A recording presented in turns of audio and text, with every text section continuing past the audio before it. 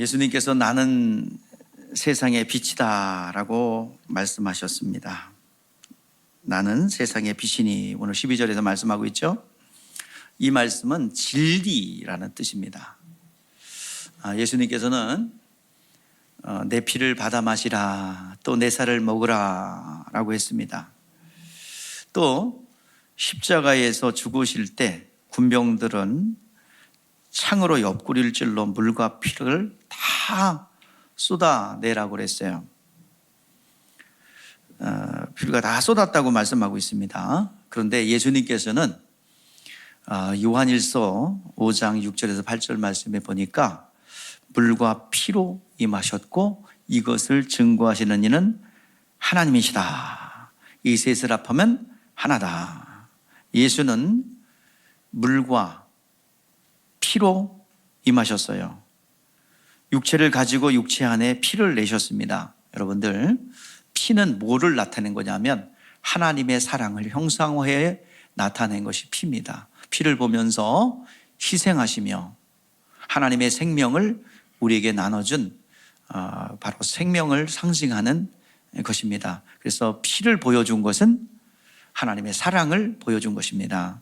또 하나님의 본 모습들, 하나님의 형상은 무엇으로 보여주셨습니까? 그의 독생자 아들이 오셔서 가르치고 행하신 것이 하나님의 형상입니다. 그래서 아들을 통해서, 아들의 육체를 통해서 하나님의 하나님 되심을 보여주신 것입니다. 이것을 증거하시는 이는 누구래요? 성령이시다라고, 그래서 셋을 합하면 하나다라고 말하고 있습니다. 오늘 12절 말씀 우리 다 같이 합독하겠습니다. 다 같이 우리 합독해요. 시작. 말씀하시 이르시되 나는 세상의 빛이니 나를 따르는 자는 어둠에 다니지 아니하고 생명의 빛을 얻으리라. 예수 그리스도는 이 땅에 오신 하나님의 아들이시고 생명의 빛이라고 했어요. 그런데 사람들은 알지 못한대요. 사람들이 아는 예수님은 나사렛 사람, 요셉의 아들 마리아, 그러니 정말 무식한 사람, 그 역사적으로 보이는 역사적 사실이기 때문에 그들은 그것만 보였어요. 그들 마음속에는 순수하게 예수님이 누구신가 알려는 의지나 열정이 있었고 기다렸다면, 순수하게 기다렸다면 나다나엘처럼 또 사마리아 우물가 여인처럼 주님께서 만나주셨고 당신을 나타내셨을 거예요. 그런데 유대교 종교 지도자들, 바리새인, 사두개인, 그리고 서기관 그룹들은 어떻게 해서든지 백성들의 인기를 얻어서 그걸 기반으로 종교적 권력을 얻으려는 겁니다. 한마디로 대제사장 자리를 꿰차면 그때부터 자기의 수하에 있는 사람들을 전부 다 부욕해 합니다. 그러니까 그 가장 핵심은 뭐야? 백성들의 지지를 얻는 거예요. 그래서 정치인들로부터 자기가 그 종교 권력인 대제사장직을 받는 거예요. 타락했죠. 원래 대제사장은 누가 돼야 됩니까? 대제사장은 누가 돼야 돼요? 아론의 후손들 중에 선택을 해야 됩니다. 그런데 정치 권력자들이 그들을 택했어요. 주로 권력에 빌붙어서 권력에서 그 영향을 받고 있어서 사두개인들이죠. 사두개인들이 주로 권력자가 되어서 종교인들이 됐어요. 그래서 사두개인들은 가진 건 뭐밖에 없어요? 돈밖에 없는 사람들이에요. 그러니까 결과적으로 볼 때 내가 최고다, 내가 이제 영생이 있다면 내 거야 라고 할 정도로, 그러니까 이 백성들, 바리새인 나름대로 율법을 지켜서 내가 백성들의 지지를 얻어서 내가 정치적 권력을 언젠가는 얻을 거야 하는 그런 야망과, 그리고 심령이 가난한 자가 아니라 심령이 부유한 자가 되어서 예수님이 안 보여요.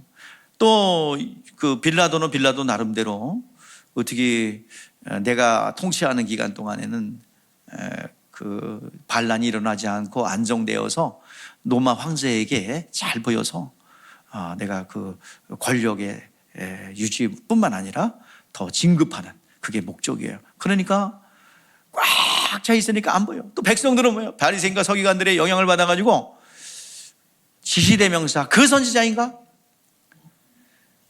로마 정권을 무너뜨리고 또 마카비처럼 권력을 가지고 로마 정권을 무너뜨릴 그 초자연적 능력을 가진 그 사람이 그분인가? 아닌가? 그 안경을 가지고 잣대를 가지고 예수님을 바라보니 안 보이는 거예요. 창조주 하나님이 행하시는 일들을 봐도 그것이 그냥 왜 이런 이적이 나타났지? 사람에게 이런 능력 주신 것 감사합니다, 하나님. 그가 하나님이시고 창조주라는 것, 그리고 나의 구원자라는 것 절대로 인정하지 않습니다. 안 보이는 거예요. 이거 여러분들 하나님께서 하나님 되심을 알려주는 걸 뭐라고 그래요? 하나님이 열어주는 걸 뭐라고 그래요? 계시라고 그러죠. 하나님이 하나님의 말씀을 열어서 깨닫게 해주시고 예수가 누구신지 알게 하는 것 뭐라고요? 계시입니다. 그래서 심령이 가난해야 돼요. 내 자신의 영적 사정이 어떠한가를 알고 아이고 나는 아무것도 가진 게 없구나. 그래서 하나님의 은혜가 없으면 살아갈 수 없어. 하나님 나에게 은혜를 주세요. 그게 바로 심령이 가난한 자예요. 예수님 제자들 예수님 따라다녔어요. 그 사람들은 예수님의 제자들은 그래도 그나마 예수님이 누구신지 알게 되죠. 그런데요, 예수님의 제자들은 예수님을 알았어요. 그리고 고백도 했어요. 뭐라고요? 예? 뭐라고 고백했어요? 주는 그리스도시요? 살아계신 하나님의 아들입니다. 베드로가 나서서 하니까 나도요. 그리고 저도 그렇게 고백해요. 그리고 또 한 번은 내가 예루살렘에 올라가면 고난당하고 죽을 거야 그랬더니 아니에요. 다른 사람 다 배신해도 나는 주님을 곁을 떠나지 않겠습니다. 베드로가 딱 호언장담하니까 옆에 있는 제자들도 나도 그럴 건데요. 전부 다 따라했어요. 예수님 말씀하세요. 목자를 흩으리니 네가 나 다 흩어질 거야. 새벽닭이 2번 울기 전에 네가 나를 3번 부인할 거야. 잘 기억해야 돼요. 새벽닭이 3번 우는 게 아니라 몇 번 울어요? 새벽닭이 2번 울기 전에 몇 번 부인하는 거야? 3번. 예, 헷갈리지 마세요. 새벽닭이 3번 울기 전에 2번 부인한다. 그리고 저도 그렇게 한 적이 많아서 다시 한번 여러분들 새벽닭이 2번 울기 전에 3번 나를 부인할 것이다. 맨 마지막에 부인할 때는 뭐라 그래요? 저주하면서 너는 저런 쓰레기 같은 인간 몰라 할 정도로 아주 심한 말을 해요. 근데 누구랑 눈이 마주쳐요? 예수님과 눈이 마주쳐요. 통곡하는 거예요. 자기 자신의. 근데 그때 고백할 때 진짜예요, 가짜야? 진짜죠. 진심이죠. 그땐 진심이에요. 근데 그거 지킬 능력이 인간에게는 있어요, 없어요? 없어요. 예수님은 하나님의 아들이시고 그리스도라는 이 고백을 그가 경험을 통해서 체험을 통해서 봤는데 그래서 고백했는데 그건 누가 경험한 거야? 누가 고백한 거야? 영혼이 고백한 거예요? 육체가 고백한 거야? 예? 섞였어요. 영혼과 육체가. 자, 육체가 고백한 거죠. 그죠? 그런데 성령을 받고 나니까 그 고백했던 혼의 영역에서 고백했던 영역이 어디로 내려왔어요? 가슴으로 탁 내려왔어요. 그러면서 성령이 임하시니 예수가 누구신지 영적으로 알게 됩니다. 그러니까 예수의 이름으로 말하지도 말고 전하지도 말라고 위협하고 협박해도 내가 보고 들은 것을 전하지 않을 수 없다 하면서 위협과 협박에 넘어가지 않고 당당하게 예수의 이름을 전하게 되는 것입니다. 오늘 시간 우리가 힘쓰고 애써야 될 것은 호세아 선지자가 예언했듯이 하나님을 알다, 힘써 하나님을 알라. 내 백성이 하나님을 아는 지식이 없어서 망하는도다. 성령이 임하시니까 예수를 누군 줄 알았어요. 영으로 고백한 거예요. 그러니까 이건 변질되지 않아요.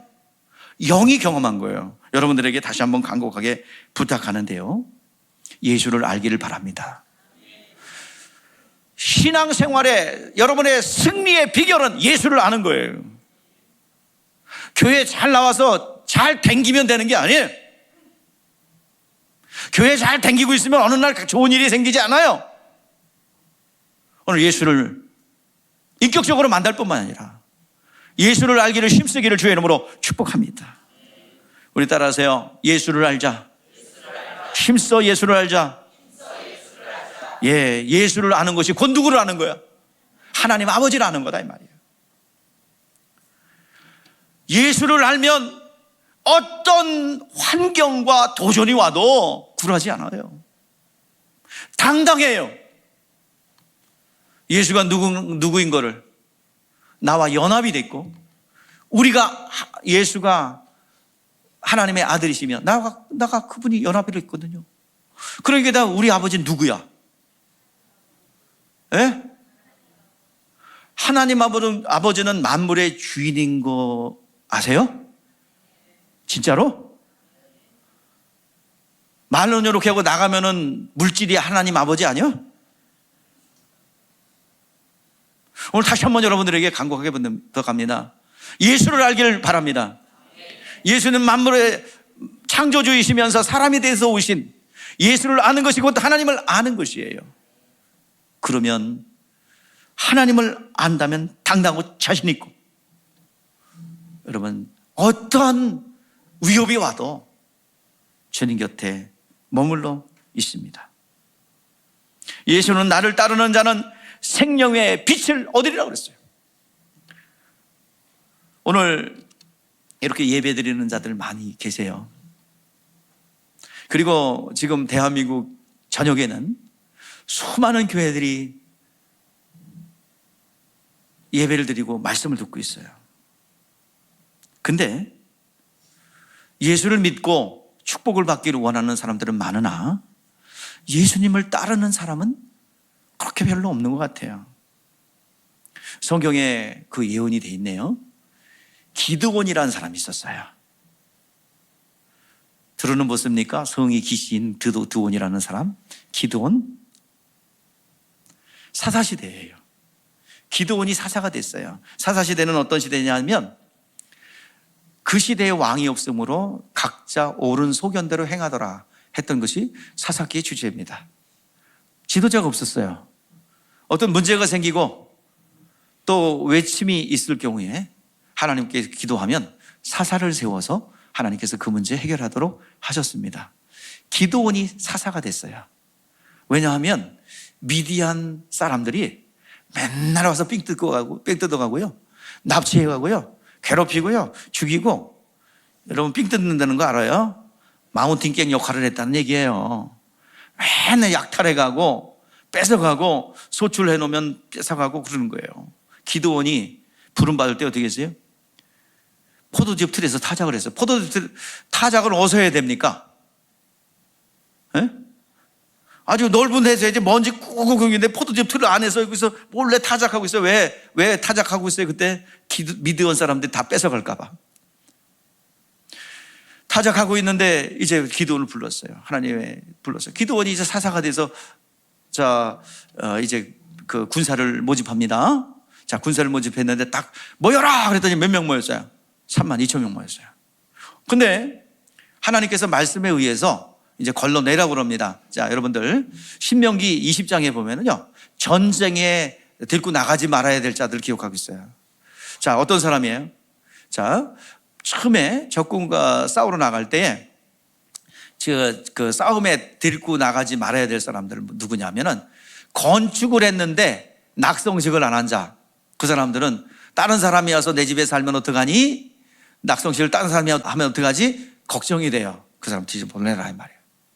또 한 사람 포도원을 만들어 놓고 포도 소출을 안 먹었어요. 그래서 내가 갖고 있는 이 포도원을 남들이 먹으면 어떡하지? 그 걱정되는 사람들 보내라. 또 그뿐만 아니라 여자와 약혼을 하고 결혼하지 못한 자, 약혼만 해놓고 내가 전사하면 다른 타인이 내가 약혼한 여인을 데리고 가면 어떡하지? 걱정된다. 보내란 말이에요. 또 두려워서 마음이 허약한 자 집으로 돌려보내라. 한마디로 말하자면 집을 사고 포도즙을 사고 결혼하고, 여러분들 그거 있을 때 여러분 기뻐요 안 기뻐요? 집을 샀는데 되게 기분이 되게 안 좋네. 포도원을 잘 일궈놨는데 아유 기분이 너무 우울증 걸린 것 같아. 그렇습니까? 아니죠. 결혼했는데 결혼 너무 괴로워. 내가 그런 한 사람보다 주례받는데 결혼 때는 게다가 그냥 좋아서 죽어. 그래서 그냥 손님이 많이 왔으면 싱글벙글했는데 안 참느냐고 죽어 그냥. 응? 좋은 표정을 짓는데. 네, 여러분들 다 인생에 있어서 가장 즐거운 날이에요. 그죠? 그런데 그거에 마음이 팔린 자, 세상 즐거움에 마음이 팔린 자 전쟁에 나갈 수 없어요.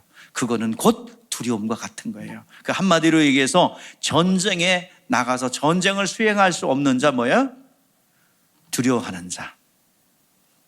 꼬리를 뒤로 마른 그런 존재들은 전쟁에 나갈 수 없다는 거예요. 그래서 32,000명이 이제 전쟁하려고 기브온 옆으로 모였어요. 그런데 하나님 너무 많대요. 걸러내라요. 두려워하는 자 벌려보냈어요. 두려운 사람, 예, 저요. 이 두려운 사람, 즉 이제 낙성식을 하고 또 포도원을 가꾸고 약혼을 하고 이런 사람 다 돌려보내요. 두려움과 세상 즐거움은 같은 거니까요. 돌려보냈어요. 그랬더니 몇 명이 돌아갔냐면 22,000명이 돌아갔어요. 그럼 몇 명 남았게? 10,000명 남았어요. 그것도 미디안 군대에 비하면 턱없이 부족합니다. 그런데 하나님이 또 걸러내려요. 그래서 이제 광야기 때문에 갈증이 나요. 물을 먹여봐라. 물을 먹는 사람 그냥 목마르니까 그냥 경계를 하지 않고 그냥 물속에 뛰어들어서 엎드려가지고 개처럼 막 먹는 자 다 구별해라. 그리고 다 손을 받아서 쫙 좌우를 경계하면서 이렇게 먹는 자는 구별해라. 근데 구별해놓고서 딱 구별했는데 그렇게 먹는 자가 300명이야. 300의 용사. 그 사람들 데리고 가서 전쟁을 다 이기잖아요. 여기서 300명은 누굴까요? 이 300명은 예수를 믿는 자, 그냥 믿고 축복받고 싶어 32,000명 정도의 자원이에요. 그런데 그 중에서 주님을 따르는 자는 몇 명이에요? 300명, 소수입니다. 100분의 1인가요? 32,000명에 300명, 100분의 1인가요? 예, 100분의 1. 예수님을 따르는 자는 심히 적다는 거예요. 오늘 여러분들 예수를 알고 예수를 따르는 사람들이 되기를 주의 이름으로 축복합니다. 오늘 본문을 통해서 예수는 단지 자기를 믿는 자만 원하는 게 아니라 따르는 자가 되기를 원하는 거예요. 주님을 따르는 자가 되기를 원하는 것입니다. 그런데 주님을 따르려면요, 단순히 믿고 구원받아 축복받기를 원하면요, 그 고난이 왔을 때 다 떠나가버려요. 이 제자들이요, 성령 받기 전에 주는 그리스도시요 살아계신 하나님의 아들입니다. 내가 예수를 믿습니다. 예수님 십자가에 못 박혀 죽으니까요. 그리고 잡혀가니까요, 다 떠나버렸어요. 십자가 앞에서는 한 사람도 남지 않았어요. 십자가의 형벌은 여러분 너무 수치스러운 거고 모욕적인 거고, 그러니까 사단은요, 이 예수님을 기억해서 지우려고 강도와 함께 같이 매달아 놓고 십자가에 달라서 사람들이 기억조차도 수치스러운, 십자가는 그 정도로 수치스러운 것이고 고통스러운 거예요. 십자가는 기억조차도 수치스러운 겁니다. 모욕적인 거예요. 가장 부끄러운 거예요. 집안에 십자가 형벌 받은 사람이 있으면 이사 가야 됩니다. 부끄러워서 살 수 없어요. 그 정도로 기억하기조차 싫은 것이 십자가입니다. 예수님을 십자가 언도 내린 거는 그 기억 속에서 그 사역들을 다 지우려고 그랬어요. 근데 지워졌습니까? 예수님 부활하셨어요. 성령이 임하셨어요. 성령이 그 일을 하셨어요. 오늘 시간 우리가 예수를 아는 사도들이 어떤 위협과 환난 속에서도 목숨을 걸고 보고 들은 것을 말하지 않을 수 없다 전하게 되는 것입니다. 오늘 이왕 신앙생활하는 거, 이왕 이 1시간 여러분 앉아있는 거 고문당하지 마시고, 예? 이왕 있는 거 은혜로운 시간 되셔서 여러분들 영혼의 생명이 들어오기를 주의 이름으로 축복합니다. 예수를 알아가는 시간 되기를 주의 이름으로 축복합니다. 시간 보는 게 아니라 정말 시간이 짧다고 더 길게 해달라고, 예? 더 길어도 상관없다고, 그런 은혜가 있기를 주의 이름으로 축복합니다. 그러는 주님의 임재가 있는 그런 예배 자리가 되기를 축복합니다. 짧게 하는 게 어렵지 내가 길게 하는 건 자신이 있다니까. 그래서 예수님을 따르는 자는 불이익을 감수해야 되고 수치를 감수해야 돼요. 우리 마태복음 16장에서 신앙을 고백한 제자들에게 그 말씀을 주시네요. 이에 예수께서 제자들에게 이르시되, 우리 다 같이 읽어봐요. 시작. 이에 예수께서 제자들에게 이르시되, 누구든지 나를 따라오려거든 자기를 부인하고 자기 십자가를 지고 나를 따를 것이라. 누구든지 제 목숨을 구원하고자 하면 잃을 것이요, 누구든지 나를 위하여 제 목숨을 잃으면 찾으리라. 사람이 만일 온 천을 얻고도 제 목숨을 잃으면 무엇으로 유익하리요? 사람이 무엇을 주고 제 목숨과 바꾸겠느냐? 예, 아멘. 오늘 시간 누구든지 나를 따르려거든 자기를 부인하고 자기 십자가를 지고 나를 쫓으라. 예수와 함께 목숨을 버리는 자만이 예수를 따르는 자입니다. 그런 결단과 각오를 하기를 주의 이름으로 축복합니다. 그러면 하나님이 죽일까요? 아니요. 이 끝에, 제일 끝에 나오네. 자, 20절 한번 읽어보세요. 시작. 이 말씀을 성전에서 가르칠 때에 헌금하면서 하셨으나 잡는 사람이 없으니 이는 그의 때가 아직 이르지 아니하였습니다. 사명자는 절대로 죽지 않으니까 걱정하지 말고 당당하고 자신 있게 여러분 주님을 따르는 그 길을 가시기를 바랍니다. 한마디만 얘기할게요. 순교는 아무나 하나 따라 시작. 네, 걱정하지 말고 주님 곁을 따라가기를 주의 이름으로 축복합니다. 순교는 아무나 하는 게 아니니까 걱정하지 말고 안 죽어. 그러니까 그냥 하세요. 그런데 우리 인생은요, 끊임없이 알고 배우고 익혀야 돼요. 예수님도 알아야 되고요, 또 영적 세계도 알아야 돼요. 인생은 끊임없이 학습하고 배웁니다. 여러분, 학교에서 지식을 배우죠. 사회에서는 뭘 배워? 인생을 배워요. 일찌감치 사회생활하는 사람들은 사람들이 누군지, 사람들이 어떤 모습을 가지고 있는지 일찌감치 어렸을 때 싹 알아요. 그래서 사람들 잘 안 믿어요. 여러분들, 우리는 끊임없이 배우는 사람들입니다. 살아있을 때도 늙었을 때도 끊임없이 배우고 자기 개발하는 사람들이에요. 그거를 자기 관리를 잘한다고 그러죠. 그래서 근데요, 늙어서 배우는 건 이해가 되는데 죽어서도 배운대요. 그래서 여러분들 지방이라고 아세요? 지방 쓸 때 뭐라고 써요? 자, 이게 그래서 여러분들 모를 것 같아서 내가 써놨어. 자, 시작 읽어봐요. 시작. 현고 학생 부군 신이 아무아무개. 이게 제사 때가 되면 저거 붙인다고 지방에다가. 저렇게 한자로 써놓으니까 뭔 글씨라냐? 그랬는데 여러분들 이제 다른 건 몰라도 요거는 좀 기억하세요. 어디에서 찍으면 현고 학생 부군 신이. 예? 이게 뭐죠? 현고, 현재 돌아가신 분인데 뭐예요? 학생이다 이 말이에요. 학생, 배운다는 얘기예요. 학생은 배울 학자예요. 날생자예요. 배운대요. 뭘 배워요? 학교에서 지식을 배우고 인생에서 그 사회에서는 인생을 배우는데요. 죽어서도 배운다는 의미인데요. 영의 세계가 있음을 그때 비로소 깨달아요. 그래서 배우는 거예요. 영의 세계는 죽어서 비로소 알게 되는 거예요. 나는 지연이었네. 아이고, 성경에 나온 그 내용이 진짜였어. 지옥은 있었어. 아이고, 농담인 줄 알았지. 근데 있네. 나는 멸망하는구나. 구원의 기회가 상실되었구나. 나는 이제 더 이상 기회가 없구나. 요거를 언제 알아요? 죽은 다음에 알아요. 그럼 늦었어요. 나는 불못에 가는데 고통스러운데 이제 더 이상 여기서 헤어날 것이 없구나. 성경에 그 인물이 누구예요? 죽어서 깨달은 자 누구예요? 부자와 나사로에서 부자예요. 날마다 호의호식하며 자색월심이며 육신을 위해서는 정말 잘 살고 열심히 살았는데 영혼을 위해서 도모한 일이 없어. 근데 죽으니까 진짜였네. 그래서 죽으니까 배우네요. 뭘요? 불꽃 가운데 고민하나이다. 그곳에서 영원히 살아야 돼. 무조공에서. 그거 무조공에서 영원히 사는 것을 언제서 깨달았어요? 예? 기회가 있어요? 없어요? 없어요. 다시는 기회가 없어요. 심각한 겁니다. 어떻게 알고 이렇게 학생이라고 그러는지 몰라요. 참, 여러분 동의하십니까? 죽어서 배울래요? 살아서 배울래요? 아멘. 부자가 살아생전은 심판이 있음을 꿈에도 몰랐어요. 불꽃 가운데 고민하는 것 꿈에도 몰랐어요. 그런데 죽어보니 진짜예요. 다른 한번 물어볼게요. 우리 유진철 성도님, 아주 그냥 영적 세계를 경험해 오신 분이라 죽어서 비로소 깨달은 게 뭐예요? 우리 유진철 성도님은 오토바이 사고 때문에 3개월 동안 죽다 살아났는데 천국과 지옥과 모든 것을 깨달아요. 뭐가요? 죽어서 비로소 아는 것이 뭐예요?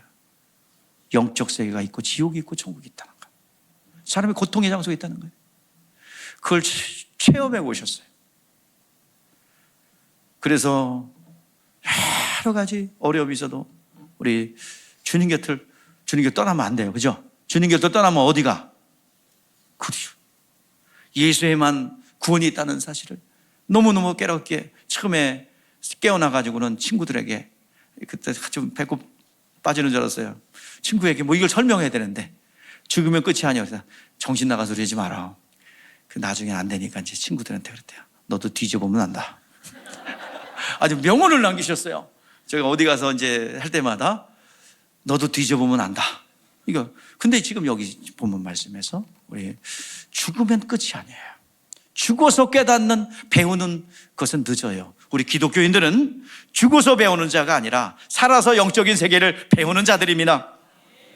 그래서 육체가 아직 떠나기 전에 내 영혼이 있음을 알았고 내 영혼이 멸망할 수도 있고 구원받을 수 있다는 사실을 알았고 예수 그리스도 독생자 예수 그리스도 안에 들어와야 구원이 있음을 알았기에 오늘 이 자리에 있는 줄 믿습니다. 우리가 세례를 통해서 그리스도와 부활과 죽음의 연합을 통해서 영의 세계에 우리는 들어왔어요. 오늘 시간 그 사실을 우리는 기록된 말씀을 통하여 성령의 감동을 통해서 우리는 영의 세계를 알게 되는 것입니다. 나의 영의 차지를 알기에 예수 그리스도의 은혜 앞으로 나가는 거예요. 은혜가 없이는 우리는 살아갈 수 없어요. 끊임없이 세상신은 우리를 도전합니다. 그리스도인들의 그 하나님을 아는 지식은요, 관념이나 철학이 아닌 진리로 배우는 겁니다. 우리는 배우는 자들이에요. 영적 세계를 배우는 자들이에요. 우리의 지식은 관념이 아니라 체험입니다. 체험. 따라하세요. 체험. 뭐라고요? 예, 체험입니다. 예수 그리스도를 알라고 그랬죠. 예수 그리스도를 알아야 그분이 가는 길을 따라갈 수 있고 이 시간을 헛되이 앉아있질 않아요. 이 시간을 낭비하지 않고 내 영혼에 직결되는 시간으로 만들 수 있다 이 말이에요. 오늘 다시 한번 여러분들에게 간곡하게 부탁합니다. 예수를 알기를 바랍니다. 신앙생활의 승리의 비결, 여러분의 인생의 승리의 비결은 예수를 아는 데 있습니다. 하나님을 아는 데 있습니다. 그래서 그분을 믿고 의지하고 따르는 가치와 능력을 우리는 아는 거예요. 오늘 예수를 알아야 하나님을 압니다. 하나님의 의도를 알아요. 하나님의 뜻을 알아요. 하나님의 뜻대로 살아야 축복이 있어요. 거기에 열매가 있어요. 그리고 모든 사망을 물리칠 수가 있어요. 그리스도를 알라는 겁니다. 그리스도를 알라는 말은 기노스코, 체험이란 말이에요. 체험, 경험이란 말이에요. 내가 윤석열 대통령 알아요. 근데 그분은 나를 몰라요. 그건 아는 거예요, 모르는 거야? 모르는 거예요. 일방적으로. 그걸 안다고 성경에 얘기 안 해요. 그럼 안다는 건 어떻게 해요? 내가 전화하면 박 목사 그리고 윤 대통령이 받아야 이거 아는 거야.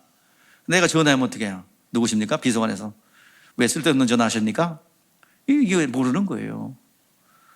안다는 것은 커뮤니케이션이 돼야 된다는 얘기예요. 바로 예수를 안다는 것은 체험을 통해서 경험을 통해서 아는 거예요. 이게 기노스코예요. 안다는 것은 부부간의 알미예요. 우리 집사람이랑 우리랑 같이 자요. 이불도 다 같이 덮어요, 글쎄. 너 여러분들 안 놀래네? 어머머머머머. 밥도 같이 먹어요. 어머머머. 찬양하실 때도 같이 마셔요. 잠잘 때도 같이 잔다는데 왜 안 놀래요? 그거를 안다고라는 거예요. 더 노골적으로 구체적으로 말하면. 그냥 이면식, 이건 안다고요? 안 그럽니다. 기노스코가 그런 뜻이에요. 안다는 것은 예수를 알라는 얘기는 체험한다는 얘기예요. 자, 예수의 이름의 뜻이 뭡니까? 자기 백성을 죄에서 구원할 자예요. 구원의 이름, 능력의 이름입니다. 예수를 영접하는 그 순간에 죄와 그 죄의 결과로 나에게 발생했던 것들이 싹 물러가는 진정한 자유를 체험할 때 예수를 아는 겁니다. 경험을 통해서 알기를 바랍니다. 실질적으로 내 안에 있는 저주가 물러가고 내 안에 죄의 억압들이 물러가고 잠을 못 잤던 사람들은 잠을 자게 되고 예수를 영접함으로 인하여 모든 죄의 결과로 나타났던 저주로 나타났던 모든 것들이 해결되는 그 체험이 여러분 가운데 있기를 축복합니다. 이것을 예수를 아는 것이고 하나님을 아는 거다 이 말이에요. 성령을 알라고 그랬어요. 성령을 안다는 게 성령을 지식적으로 아는 게요. 삼위일체 하나님, 우리가 성령 받으면 막 뜨거워지고 막 그런 분, 이렇게 교리적 알미 아니라 체험입니다. 성령을 받았더니 방언이 터지더라 이 말이에요. 성령을 받았더니 예수가 믿어지네요. 성령을 받았더니 성경이 믿어지네요. 성령을 받았더니 성품이 변해. 사랑과 희락과 화평과 오래 참음과 자비와 영성과 충성과 온유와 절제. 다시 할까요? 사랑과 희락과 화평과 오래 참음과 자비와 양성과 충성과 온유와 절제. 이 성품이 이렇게 들어오더라 이 말이야. 바뀌더라 이 말입니다. 성령을 받았더니 9가지 은사가 하나씩 둘씩 방언을 통해서 나오고 활성화되더라 이 말이에요. 이게 성령을 아는 겁니다. 그러면 하나님의 의도를 알게 되고 내가 받은 구원의 가치가 은혜로 받아 값없이 받았지만 그 가치는 얼마나 큰 것을 알기에 그 주님 곁을 따라갈 수 있고 그 길은 정말 생명의 길이고 그 길은 하나님의 능력의 길인 것을 알게 됩니다. 예수를 알길 바랍니다. 하나님을 알길 바랍니다. 성령도 알기를 바랍니다. 체험하기를 원합니다. 그리고 고백이 나올 수 있기를 주의 이름으로 축복합니다. 13절 말씀을 우리 같이 읽어볼게요. 시작. 바리새인들이 이르되 내가 너를 위하여 증언하니 내 증언인 참되지 아니하도다. 바리새인들이 말하는 거예요. 다른 사람에게 칭찬을 받아야지 팔부출처럼 너 자신이 증거하니 너의 증거는 참되지 않아. 세상에서도 그러죠. 나 자신을 여러분들 막 자랑해서 그러면 세상 사람들 듣고서 정말 너 대단하다 그러나 이 꼴을 한번 보세요. 여러분들 스스로 내가 막 잘났다고 그래봐요. 그러면 아무리 진짜 이거 사실이어도 어떻게 사람들은요 나를 좋게 봐줄 능력이 없다니까. 여러분들 잘 된다고 그러는 거 자꾸 얘기하지 마요. 자랑하지 말라고. 저도 임금님이 잘 되는 거 있으면 임금진기는 당나귀 막 그래가지고 그냥 입이 근질러가지고 근데 이게 그러면 사람들 이렇게 얘기하다 보면 입꼬리가 이렇게 왜 그러지? 처음엔 몰랐어요. 눈치 없이. 근데요 자랑하지 마요. 여러분들 형제들 간에도 자랑하지 마. 자랑하면은 거기서는 아이고 좋다 그러면서 그래. 집에 가서 누굴 잡아. 집에 가서 사람들이 그래요.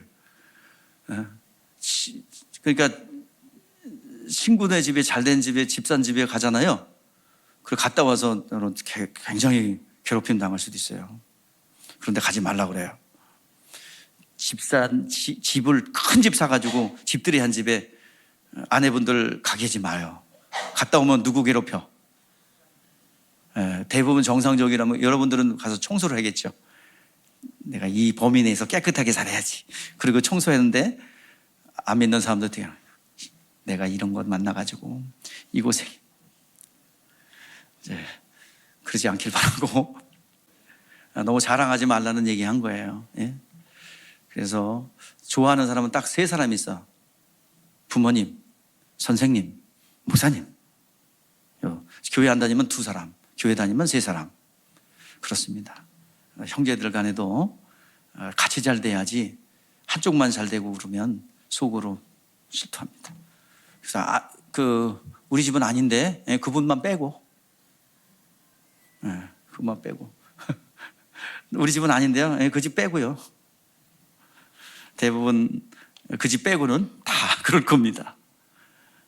그래서 형제가 잘 되는 거 좋아하는 집은 기적이야. 기적. 기적이야. 집에 가서 또 어떻게 했는지 몰라. 그러니까 잘 겉으로 본 것만 보지 마세요. 오늘 우리 예수님께서는 나는 사람의 증거를 받지 않는다고 그랬어요. 나를 증거하는 이가 있으니 나를 보내시니까 나를 증거한다고 그랬고, 주님은 하나님이십니다. 하나님이기 때문에 하나님을 증거하는 거예요. 예수님은 예수님을 증거합니다. 예수님은 성령이 증거하시고 하나님 아버지가 증거하시고 자기 자신이 증거하는 겁니다. 그래서 하나님을 증거하는 거예요. 성령께서 우리는요 증거하는 이가 있는데, 우리는 성령께서 예수를 증거하거든요.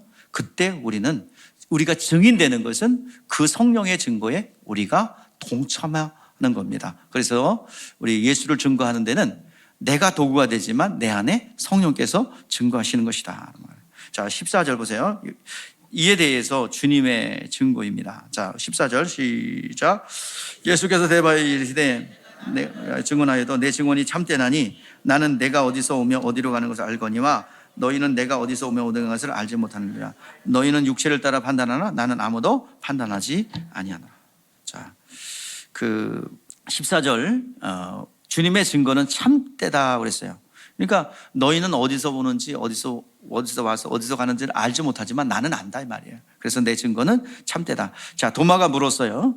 자, 도마가 물어요. 도마가 이르되 주여 내가 어디로 가는지 우리가 알지 못하거늘 그 길은 어찌 알겠사옵나이까. 자, 몰랐어요. 어디로 와서 어디로 가는지 몰랐어요. 그러나 예수님만 알았어요.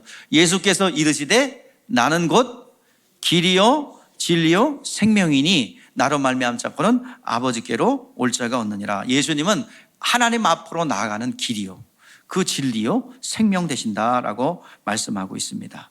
자, 주님께서 이미 어디서 왔고 어디로 가는지를 알기에 그 길을 고속도로 뚫듯이 주님께서 다 뚫어놓았고, 그래서 내가 나를 증거하는 것은 참되다라고 말씀하고 있는 것입니다. 예수님은 누구께로 인도해요?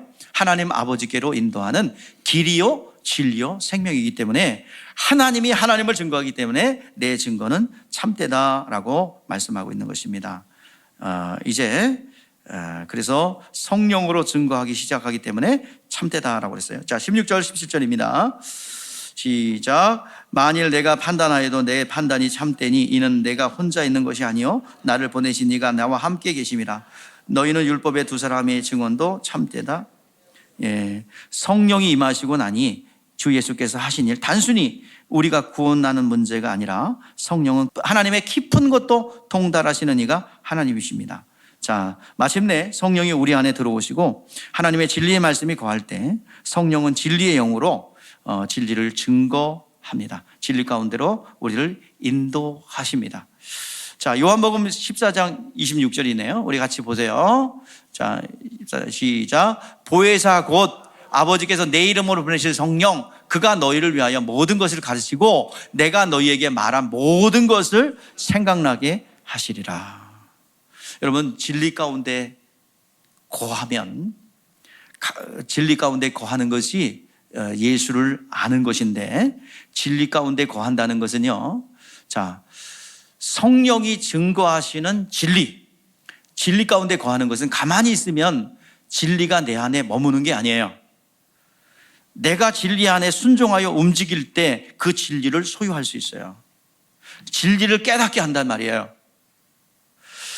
왜 여러분들 가난해지고 율법 가운데 있기 때문에 기도가 상달이 안 되고 신앙생활을 잘못된 핀트를 놓기 때문에 여러분들 축복이 없고요, 기쁨이 없어요. 진리가 내 안에 있으면 생명의 풍성함을 우리는 누릴 수가 있단 말이에요.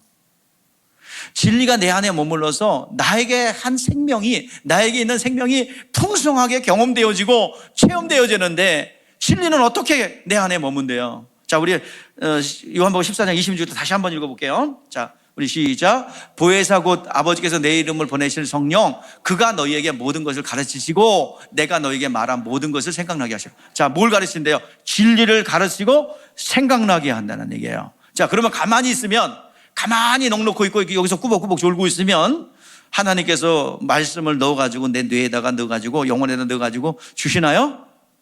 아닙니다. 그때부터는 구원받는 것처럼 주장해야 돼요. 천국은 뭐야? 침노하는 자의 것이라고 그랬어요. 싸워야 됩니다. 방해하는 요소와 잡생각과 졸음과 게으름과 나태함과 싸워서 이겨야 됩니다. 그래서 기필코 내 영원히 진리의 말씀을 소유할 수 있도록 투쟁해야 합니다.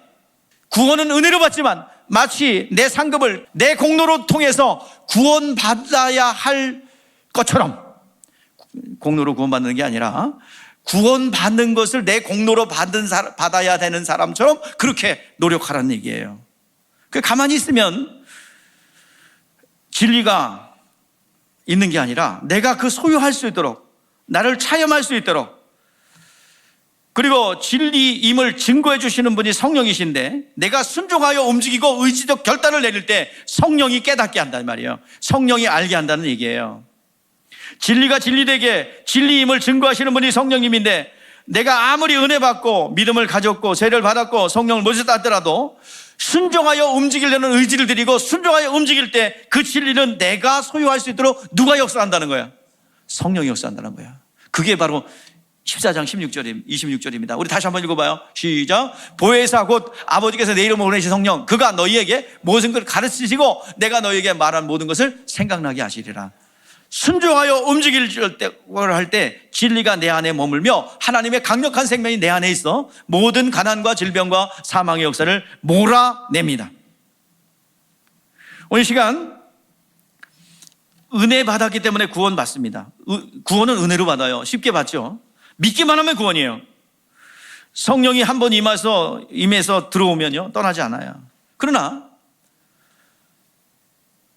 영혼은 구원받았는데 나를 의의 도구로 또 하나님의 선한 도구로 사용되어져야 되는데요, 그러지 못하면 불행한 거예요.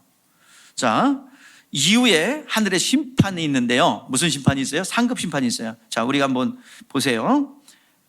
마태복음 12장 32절에 보니까 우리가 이제 이후에 하늘에서 성령을 무시하고 모욕하고 불순종한 자 책임져야 돼요. 내 영혼의 상급을, 시간을 낭비한 죄를 책임져야 됩니다. 자, 그래서 누구든지 말로 인자를 거역하면 사하심을 얻되 누구든지 말로 성령을 거역하면 이 세상과 오는 세상에 사하심을 얻지 못하리라. 그러니까 죄에는 사함받는 제사도 있고 사함받지 못하는 제사도 있죠. 자, 사함받는 제사는 내가 혈기를 부렸어. 그러면 이거는 육신이 약해서 범죄한 거죠. 이것은 고백하면 됩니다. 근데 주의를 안 지켰어. 이거는 뭐야? 사함받을 수 없는. 그러면 사함받지 않으면 지옥 가요? 아니요. 그만큼 상급이 없는 거예요. 하지 않은 것은 그냥 하지 않은 거예요. 그러면 돌이킴이 뭐예요? 회개가. 하나님 주일 성수 안 한 거 잘못했어요. 용서해 주세요. 이거는 안 된단 말이에요. 그냥 그 자리부터 지키면 돼요. 이게 회개와 돌이킴입니다. 또 여러 가지 내가 해야 될 성도의 의무가 있어요. 기도하지 않은 거, 기도하지 않은 죄를 용서해 주세요. 아니요, 안 한 건 안 한 거야. 어떻게 회개해요?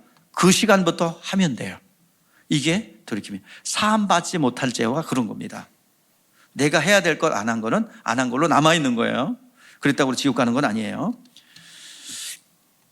자, 육신이 약하여 범죄했던 것은 하나님이 용서해 주십니다. 그러면 하나님의 말씀에 순종하면 나의 친구라고 했는데요, 하나님 말씀에 순종하는 자는 친구라고 그랬어요. 그 친구는 꺼리낌이 없어야 돼요. 서로 다툼과 갈등이 없어야 친구입니다. 자, 우리 주님께서 우리 편에 오셔서 인간의 사정을 다 아셨죠. 그리고 인간의 사정을 아시고 다 불행한 것, 죄, 이 모든 것을 담당하셨어요. 그리고 십자가에 못 박혀 죽으셨습니다. 그리고 우리의 친구가 되어 주셨어요.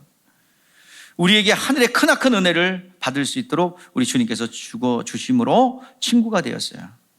그리고 크나큰 은혜를 받을 수 있는 주님과 함께 갈 수 있는 길을 열어놓으셨습니다. 그래서 주님은 주님 앞에 내가 가진 죄와 허물, 불행을 옮겨놓고 다시 세상의 즐거움으로 찾는 것이 아니라 주님과 함께 그 길을 가는 거예요. 이제 주님께서 가진 길을 우리도 가면 정말 너희가 내 말에 거하고 또 참 내 제자가 되고 진리를 알진 진리가 너희를 자유케 하리라 하신 것처럼 믿음이 성장하면 성장할수록 자유가 와요. 믿음이 성장하지 않기 때문에 자유가 없는 거예요. 여러분들, 예수를 알면 믿음이 자라나고 진정한 자유자가 됩니다. 진리를 알지니 진리가 너희를 자유케 하리라. 여러분, 진정한 자유자가 되시기 바랍니다. 진리를 알면요, 가난이 물러가서 자유자가 돼요. 또 진리를 알면요, 질병이 떠나가기 때문에 자유로워요. 환경의 제한으로부터 자유함을 얻어요. 내 내면 세계, 밴댕이 같은 여러분들의 심령이 성령 받고 진리가 내 안에 오고 예수 알면은 밴댕이 같은 나의 마음이 뭐가 돼요? 넓은 바다 같은 마음이 된답니다. 여러분들, 여러분 내 안에 밴댕이가 있어요? 예수를 알기를 바랍니다. 그리고 여러분 스스로도 지나고 나면 좀 창피하고 부끄러운 요소가 있나요? 아유. 그리고 얼굴 뜨거워서 누구한테 말도 못하는 밴댕이적 요소가 여러분 가운데 있습니까? 예수를 알기를 바랍니다. 더 확장되고 증가될 겁니다. 그걸 억지로 아니라고 꾸미지 마시고 그냥 있는 그대로 보여주시고 그걸 인정하고 하나님 앞에 올려놓을 때 바다와 같은 마음으로 예수님의 심장으로 우리가 함께할 줄 믿습니다. 예수님은 우리를 구원하러 구원주로 오셨어요. 예수님은 심판하는 권세를 아버지께 받았어요. 그러나 이 심판하는 권세를 아버지께 받았음에도 불구하고 심판하는 권세를 사용하지 않으셨어요. 오히려 뭐 하셨어요? 우리를 구원했어요. 우리를 구원하셨어요. 용서했어요. 무한대로 용서해 주셨어요. 근데요, 자꾸 예수님은 심판자로 오셨지만, 물론 심판자세요. 마지막 때에 산자와 죽은 자를 심판하러 오신대요. 그러나 심판하는 권세를 3년 공생애 동안 사용하지 않았고, 지금까지도 주님은 심판하는 권세를 사용하지 아니하시고 우리를 용서해 주시고요, 우리를 용납하시고요, 우리를 하나님 앞에 나아갈 수 있는 중보자로 우리를 사랑하세요. 근데 사람들이 자꾸 예수님을 심판자로 만들거든. 오늘 여기 예수님은 심판하지 않겠다, 정죄하는 진리를 가지고 오셨잖아요. 우리 앞에 8장, 지난주에 봤던 본문 8장 1절부터 11절까지 가늠하다 현장에 잡힌 여자를 데리고 왔죠. 그리고 예수 앞에 세웠어요. 그리고 율법을 빙자해서 선생님, 그 가늠하다 현장에 잡혔습니다. 이런 여자는 그 율법에서 도를 치려 명하였는데 선생님 어떻게 하실랍니까? 자꾸 예수님은 은혜 가운데 왔는데 뭘 만들어요? 심판자 돼봐요, 심판해봐요, 판결해봐요. 예수님 뭐라고 그랬어요? 나도 너를 정죄하지 아니하노니 다시는 죄를 범하지 말라. 그러면 죄 한 개도 범하지 말라는 얘기인가요? 아니죠. 무슨 얘기예요? 늘 70번씩 7번이라도 용서해 주시는 은혜의 보좌 앞으로 나오라는 거예요. 심판하는 권세를 유보하시고 하나님께 맡겨놓고 자기 자신을 구원한 일만 담당하신 겁니다. 그래서 누구에게 어떤 영혼이 살고자 하면, 영적인 죄에서 벗어나고자 하는 자, 누구든지 질병에서 벗어나고자 하고 자유함을 얻고자 하는 자, 예수님께서 살려주셨어요. 우리가 예수를 구원자로 봐야 됩니다. 나의 허물이 있고 약함이 있으면 우리를 용납해 주시고 싸매어 주시는 분이지 정죄하고 심판하는 분이 아닙니다. 다시 한번 따라해 보세요. 정죄하지 않는 진리. 무슨 진리? 근데 우리가 자꾸 우리 스스로가 예수를 심판자로 끌고 가요. 예수님 지금 뭐 하고 계세요? 무슨 죄를 졌나? 눈을 동그랗게 뜨고 여러분들 죄를 지면 내가 제비다리 부러뜨리듯이 다리 몽둥이를 똑바로 봐놔야지. 그리고 여러분 정죄하려고 죄 짓나 안 짓나 그렇게 보고 있나요? 아니요. 자, 뭐 하고 있는지 보세요. 자, 요한일서 2장 1절입니다. 자, 시작. 나의 자녀들아, 내가 이것을 너희에게 쓰면 너희로 죄를 범하지 않게 하려 함이라. 만일 누가 죄를 범하여도 아버지 앞에서 우리의 대언자가 있으니 곧 의로우신 예수 그리스도니라. 아멘. 마귀가 하는 일은요, 제가 범죄했어요, 제가 율법의 약함을 통해서 제가 이런 죄를 저질렀대요 라고 자꾸 고자질하고 참소하고 이간하는 겁니다. 참소는 뭐냐면 얘가 이런 죄를 저질렀는데 하나님 처벌해야 돼요, 이런 나쁜 사람이에요. 그리고 이간은 또 뭐냐면 우리 안에 네가 그래도 그래가지고 집사냐? 네가 그래가지고 그 일을 감당하는 거예요? 저는 목사니까 이렇게 쫙 이렇게 연약함이 있을 때 네가 그러고도 목사야? 아이고 기가 죽어. 또 네가 그래가지고 장로야? 네가 그래가지고 안수 집사요? 네가 그래가지고 권사야? 야, 그 직분은 개나 줘라. 그러면서 우리를 이간해요. 근데 거기에 또 의기소침해가지고요. 그래, 내 같은 거 기도도 듣는 하나님이 들을래나? 자, 하나님 죄송해요. 하나님, 나 같은 이런 사람 때문에 괴로우시죠? 아유, 면목이 없어요. 예수님이 나를 싫어할 거야. 하나님이 나를 싫어할 거야. 하나님이 나를 징계할 수도 있어. 갑자기 새벽기도 안 나고 그러면 갑자기 오늘 사고 나면 어떡하지? 또 이런 여러분 죄책감이나 또 열등감이나 어떤 그 눈치를 보고 하나님이 싫어하지 않을까? 나 같은 걸 미워하지 않을까? 날마다 똑같은 죄를 짓고, 아유, 이 밴댕이 같은, 아유. 그런 혀를 내둘 만한 그런 일들을 할 때, 자, 여러분들 분명히 주님은 심판주이지만 옹졸한 분 아니세요. 심판자이시지만 심판을 사용하지 않으세요. 우리 예수님 다시 오실 때까지 우리를 무한대로 용서해 주시는 분이십니다. 끝까지 용서해 주세요. 끝까지 용서해 주세요.